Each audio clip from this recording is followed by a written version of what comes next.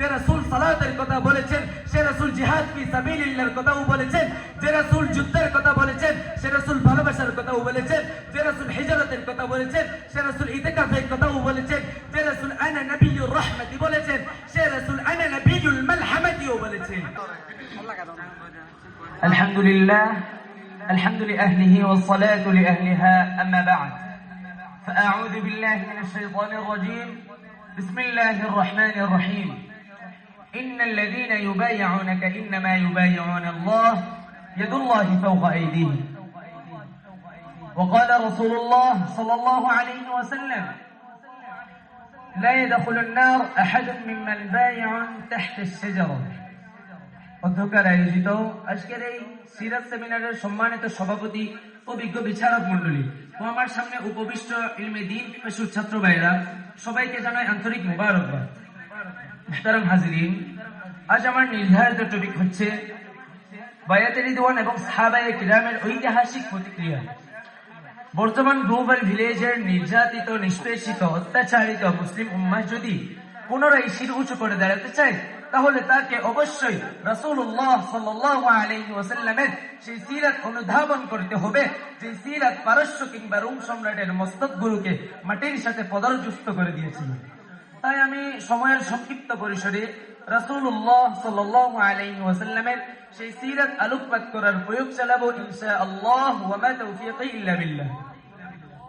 মুহতারাম হাজিরিন, মুসলিম উম্মাহর সেই মহান বিজয় মেলা হুদাইবিয়ার ঘটনা প্রবাহ থেকে ছোট্ট একটি সিরাতের ইতি টানব। বলতে চাচ্ছি উসমান রাদিয়াল্লাহু তাআলা আনহুর হত্যার গুজবের কথা। মক্কার পরিস্থিতি জানার জন্য যখন রাসূলুল্লাহ সাল্লাল্লাহু আলাইহি ওয়াসাল্লাম উসমান রাদিয়াল্লাহু তাআলা আনহুকে দূত হিসেবে পাঠিয়েছিলেন, তখন হঠাৎ একটি খবর সাউর হলো যে উসমান রাদিয়াল্লাহু তাআলা আনহুকে হত্যা করা হয়েছে। একবার মুসলিম শিবিরে আসতেই রাসূলুল্লাহ সাল্লাল্লাহু আলাইহি ওয়াসাল্লাম সাহাবাদেরকে বায়াতের জন্য আহ্বান জানালেন। সাথে সাথে 1400 কিংবা 1600 সাহাবায়ে কিরাম রাসূলুল্লাহ সাল্লাল্লাহু আলাইহি ওয়াসাল্লামের হাতে বায়াত গ্রহণ করলেন। যে বায়াতের উপর সন্তুষ্ট হয়ে স্বয়ং আল্লাহ তাআলা কোরআনে ইরশাদ করেছেন, লাকাদ রাদিয়াল্লাহু আনিল মুমিনিন ইয ইউবাইউনাক তাহতা আশ-শাজারা। এটি সেই বায়াত যে বায়াত কুফারে মক্কার মস্তদে কম্পন ধরিয়ে দিয়েছিল। সাহাবাদের সেই ঐতিহাসিক আত্মত্যাগের ইতিহাস আমাদেরকে মনে করিয়ে দেয়, ওয়া ইন্নামাস সুয়ুফু মাওয়ারিতুর রিজাল। মুহতারাম হাজিরিন, অত্যন্ত পরিতাপের সাথে বলতে হয়, আজ এই বৈশ্বিক পরাশক্তির সংকটময় লড়াইয়ে আমরা যদি সেই সাহাবায়ে কিরামের ঐতিহাসিক বায়াতে রিদওয়ানের অনুসারী হতে পারতাম, তাহলে আজও আমরা এই বৈশ্বিক পরাশক্তিগুলোকেও পরাভূত করতে পারতাম। কিন্তু তারা আমাদেরকে মানবাধিকারের ডেফিনিশন শিখায়, কিন্তু তারা গাজা হত্যা যজ্ঞের মাধ্যমে মানবাধিকার ডেফিনিশন রক্ষায় ব্যর্থ হয়েছে। আর গাজাকে বলা হয়েছে ওয়ার্ল্ড মোস্ট টেরিবল জেনোসাইড। তারা ইসলামকে বর্বর বলে আখ্যায়িত করেছে। আমি সেই এলিট শ্রেণীকে দ্ব্যর্থহীন ভাষায় বলতে চাই, তোমাদের দার্শনিকই তো বলেছিলেন, if any religion had the chance of ruling over England and Europe within the next 100 years, it could be Islam.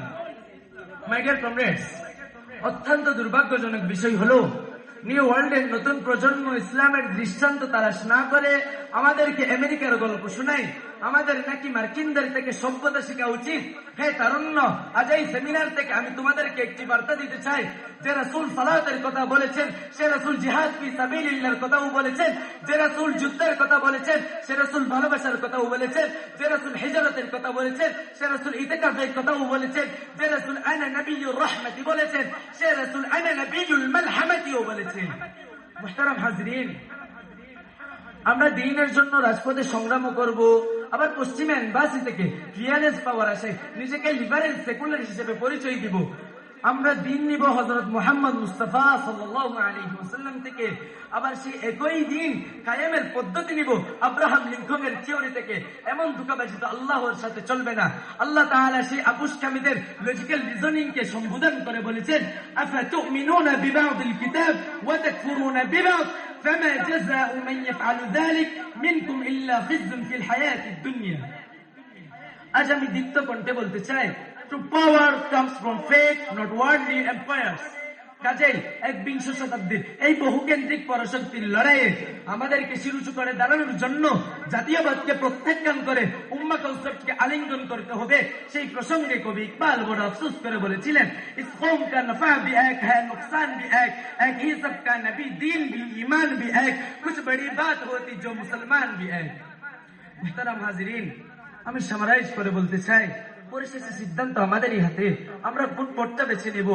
আমরা কি অন্ধকারের গহ্বরে হারিয়ে যাব বিদ্যমানতাকে বেছে নিয়ে, নাকি এই জমিনে আল্লাহ তাআলার পরিকল্পনা বাস্তবায়নের জীবন্ত এক একটি হাতিয়ার হয়ে উঠব? আমরা সিরাতে রাসূলুল্লাহ থেকে এটা শিক্ষা পাই যে রাসূলুল্লাহ সাল্লাল্লাহু আলাইহি ওয়াসাল্লাম এবং সাহাবায়ে কিরাম যখন আল্লাহ আযজা ওয়া জাল্লার এক একটি হাতিয়ার হয়ে উঠেছিল, তখন তারা আল্লাহ আযজা ওয়া জাল্লার পরিকল্পনা বাস্তবায়নের জীবন্ত সৌভাগ্য লাভ করেছিল। আমরা যদি তাহলে আমরাও রাসূলুল্লাহ সাল্লাল্লাহু আলাইহি ওয়াসাল্লামের সেই দাওয়াতি মিশনের অনুসারী হতে পারলে আমরা সেই সৌভাগ্য অর্জন করতে পারবো। আমি এই বলে আমার বক্তব্য এখানে শেষ করলাম। ওয়া মা তাওফীকি ইল্লা বিল্লাহ। ওয়াসসালামু আলাইকুম ওয়া রাহমাতুল্লাহি ওয়া বারাকাতুহু।